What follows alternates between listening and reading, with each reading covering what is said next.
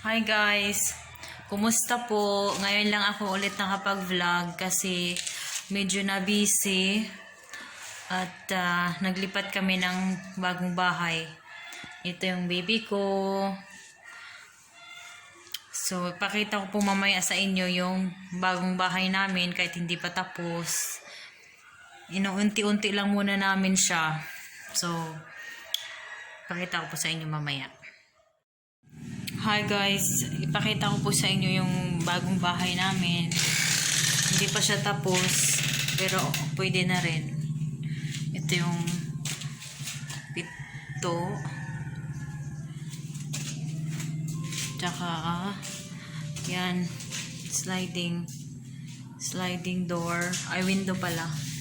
Sliding window pala. So, yung kwarto namin guys, dalawa lang, wala pa siyang pinto. Parang ano muna to kasi ang dami pang gagawin. Ito yung napundar ko sa pagtatrabaho ko sa Jordan. Yung sahig hindi pa siya naayos, rough pa. Ito guys.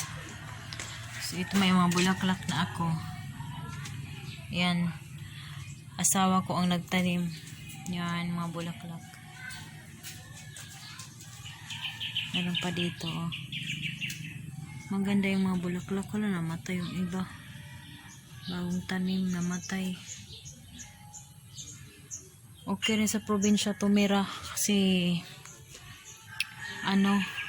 maliwalas, masarap yung hangin. Ito yung harap ng bahay namin. Ayan yung labas guys ng bahay namin, ng bahay ko.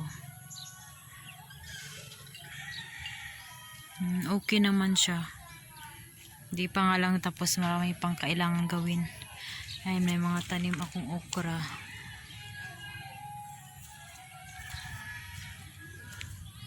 Ayan.